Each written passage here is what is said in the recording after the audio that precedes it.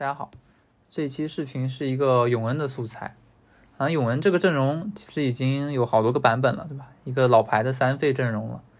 那这期视频主要是介绍一下永恩在这个版本里的环境吧，顺便讲一讲这版本比较强势的阵容有哪些，哪些阵容好上分，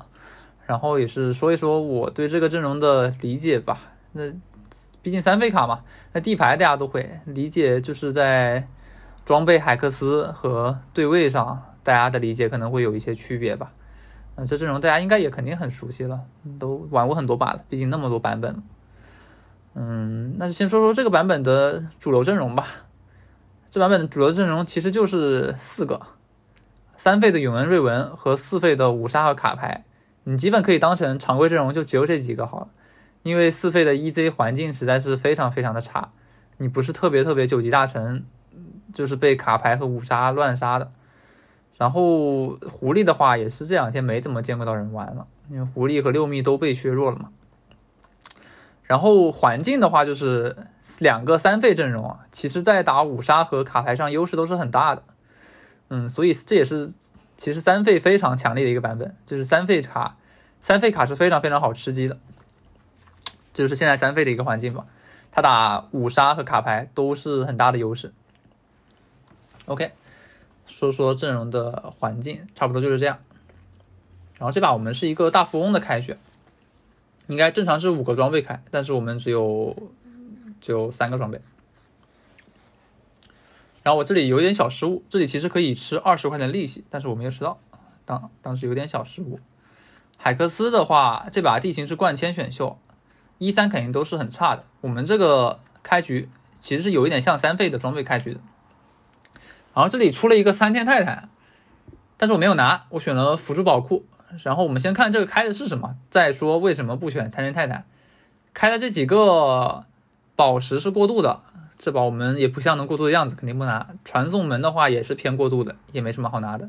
至于鸟盾的话，我们这个前排格子目前很尴尬，然后如果后面玩五杀还是卡牌，这个鸟盾都很尴尬，所以这里选择了一个玩3费也比较利好的旗子，其实旗子玩永恩和瑞文也是都比较好的，虽然没有水银和那个军团可能那么好，那我这里肯定是想赌个水银的。然后说说为什么不拿那个3天3天这个海克斯在永恩和瑞文这2个阵容里其实是很垃圾的。这个海克斯的作用只是仅仅是在你没有泰坦的时候给你一个泰坦，仅此而已就你有3天也大概率是不会去出双泰坦的。因为这个海克斯确实就是很垃圾，这是蛮重要的一个理解吧。至于其他的海克斯的理解我对3费阵容其实有一个很核心的理解，就是可以用很简单的一句话来概括，就是你2星能打过人的3费卡才是好的3费卡。但是你怎么样才能2星打过人呢？你就是需要有顶级的3战力，对，一定是顶级的3战力的3费赌狗才能2星就打赢人，而不是说你举一个非常非常反面教材的例子，就是你开局发了一张永恩，然后装备是个银血泰坦的那种散件，你开局拿一个英勇福袋直接去玩3费卡，这种打法就在我看来是很错误的3费打法。因为其实如果你的海克斯够好，你2星就已经打得过人。那哪些是好的海克斯呢？那最顶级的肯定是水银，你要说最顶级的就是水银和死五，那没有什么比这2个顶级的。死五对于永恩瑞文都是质变，然后水银其实也是可以让你多带一个装备格子嘛，那对于瑞文来讲永恩也是非常非常强。其次一点就是吸血习性药剂师，然后珠光吸血的吧和珠光，基本就是这些。OK， 然后我们这里看到这一把，目前的话是走了一个5连败竞野，然后前面也没发生什么事情我们基本有减掉了，走了一个5连败竞野。然后我们这里选择拉6级，看看能不能嫖一张3费卡吧，因为其实只亏1块钱，所以这里可拉可不拉。装备的话我们是优先是看一个法袍，装备很多，估计要喝一点。法袍银血估计是必备的，然后还多了个泰坦，其实我们这个时候装备就已经是3费卡了。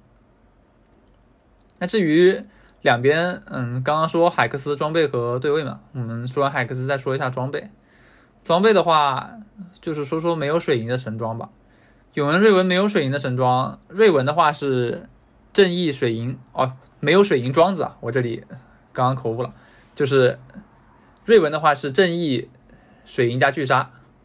啊，瑞文的泰坦是非常一般的，正义水银加巨鲨是瑞文的神装，那当然就是一个吸血，正义换成银血其实也可以。永文的话就是吸血加泰坦加上无尽，可以是正义，可以是银血，倒无所谓。吸血加泰坦加无尽是永文的神装。之前永文那个双吸的理解其实有点过时了。OK， 我们看到这里的海克斯，因为是金色的，出了吸血习性，这里我没有 D， 选择直接去拿了，因为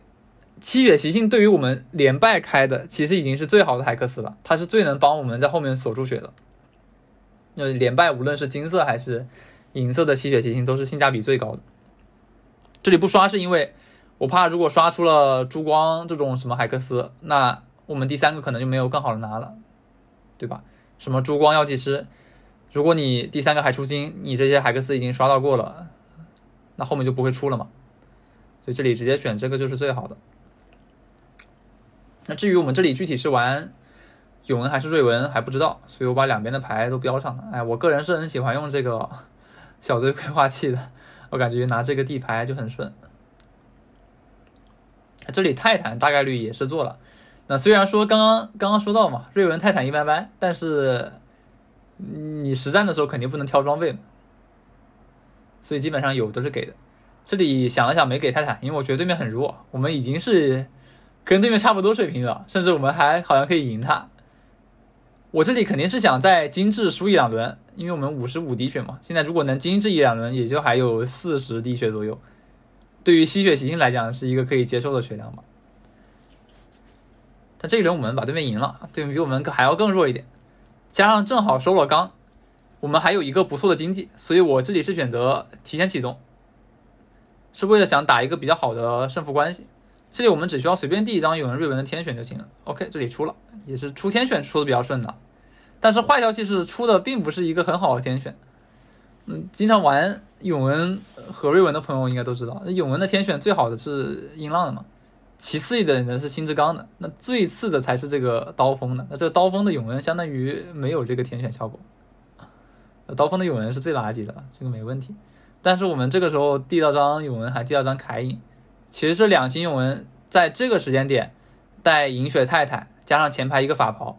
就已经够打这个3阶段了，这打3阶段是完全没有问题了。接下来我们就是看有没有嫖到什么瑞文之类的，然后进一步散散钱，看看后面要不要再转成瑞文。然后这里我们也是一张瑞文没有嫖到，所以就直接做了无尽了，这把基本就是永恩了。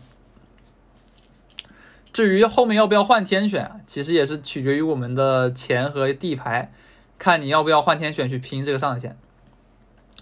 这切屏看到外面其实有2家瑞文，这把3费卡的人非常多，2家瑞文是有同行的，这对我们来说是个好消息，因为他们会对冲嘛。然后这时候打一家卡牌，他已经启动了2星卡牌，这个时候大概率我们是打不过的。接下来说一个打卡牌，因为卡牌也是热门阵容嘛，大家可以观察一下这一波团战。你们可以想想就为什么这波团会输。其实永文打卡牌最怕的一个点并不是他的卡牌，而是他的这个娜美，因为永文往往是不带水银的，你的永文会输给卡牌，有时候你对到脸了还会输，往往就是因为你被娜美吹了2个泡泡，然后你被定住了没有叠起来，然后就死掉了。所以永文打卡牌最重要的一点就是躲娜美，这是很核心的一个对位吧。OK， 这里第3个海克斯选墓志铭也没有什么意义，因为刚刚强调了墓志铭也是虽然刚刚没有提到但是墓志铭也是很优质的一个战力。我们这边4-2经济也是很好，继续抽卡就行了。至于抽卡上3费卡抽卡大家肯定都会抽卡没什么好说的，无非就是有时候比较霉。那我这一把其实是一个很霉的素材，你们虽然看到前面这个时候出的很顺但是可以剧透一下，这把的永文3的非常非常晚，至于是什么时候3的大家往后看就知道了，大概说是快打完了才3。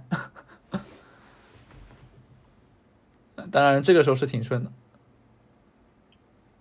让我们这个时候腰带掉下来做一个重伤，这个阵容重伤减康都很关键吧。所以这是为什么我刚刚给那个凯隐做的是可以看到上一波我给卡隐做的偷偷，而不是做什么离子去养他。一个是他后面有可能要走，就他不是一定会留着的。其次是我们这个大棒需要拿来做鬼畜，鬼畜给天使就是最好的。OK， 我们4-5这里回来攒了波钱，因为这个时候永恩有7张了，我想这波看能不能把它冲出来，只差2张了嘛。OK， 这里递到了一张奇亚娜，还挺好的。但是坏消息是我们1张永恩也没递到，基本也没什么钱了。装备的话是2个银血，基本就一人奇亚娜和杰一人分1个。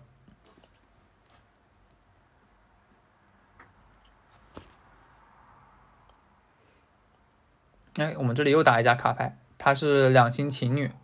但是卡牌装备不太好，但她前面有一个2星机器人顶在前面。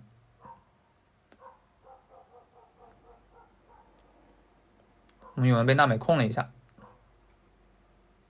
然后死掉了。其实大家也可以看看，为什么这波永恩死，还是被娜美控了一下。就他这个阵容里，娜美就是非常非常恶心的一个点。你大多数时候打不过卡牌，都是因为被娜美控了一下。如果这波没有被娜美控一下，我可以说我甚至大概率应该是可以赢这卡牌的。真的有点夸张。就是他这个英雄里的控制主要就来源于娜美嘛。OK， 我们4-6这里递到2星杰，2星杰也是，其实2星杰是永恩这个阵容里非常重要的一个角色，就是在永恩3星之前以及3星之后这个杰都是发挥非常非常大的作用的。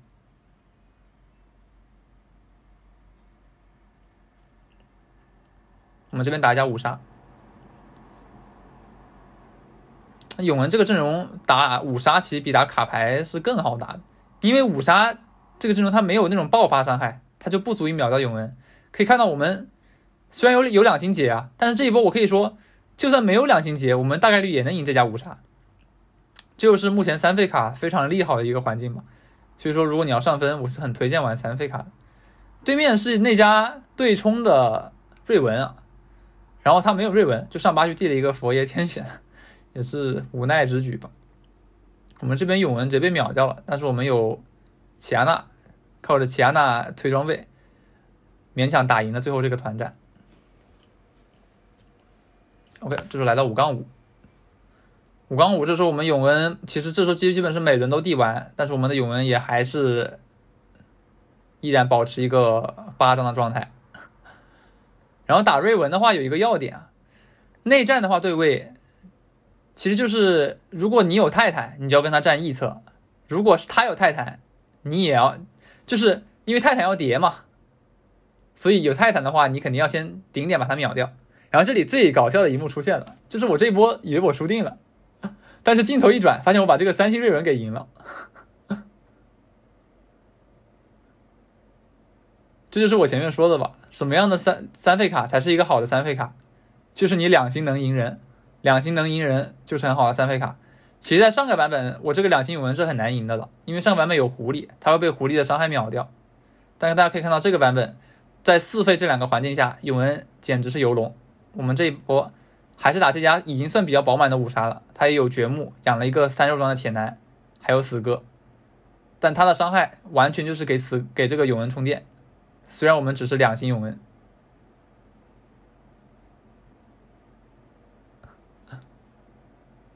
我们靠着2星永恩在5阶段一路冒火，然后6-1这里地板还是没有3，我们靠着野怪抱的这个 Nico 终于把永恩抽到了3星。那其实在这个时候永恩3星基本就已经宣布吃鸡了。而且这个刀锋这个羁绊其实不重要刀锋这个羁绊5刀锋是绝对不如2秘书的，那5刀锋是非常垃圾的羁绊。你对于玩女警来讲，不是对于玩瑞文来讲，有时候你刀锋天选的也可以不用开5刀锋，你甚至给女警开2级射都比开5刀锋要好。 OK， 我们这波打这家背水的卡牌，他用一个很肉的机器人顶在我们前面，但你们可以看到这一波他的娜美站在他的右边，所以我们的永恩一个控没有吃到，直接走进去2刀把他砍死。其实这也就是他对位的问题。如果我可以说，如果他的娜美对到我们永恩，我们这一波是不一定有实力赢这个背水的卡牌的，只是因为我们这一波把他娜美躲掉了，所以能赢他。OK， 后面其实也比较枯燥了，镜头来到决赛圈，打这家5杀，其实没有任何压力啊。那这把没有怎么剪打斗的片段吧，因为我觉得大家都对这个阵容比较熟悉了，也只是讲一讲，就是我对这个阵容的理解吧。最核心就是2星能赢人，这把也是11连胜吃鸡，毫无压力。OK， 那如果大家觉得这个素材对你的上分有帮助，也别忘了给一个1键3连，谢谢。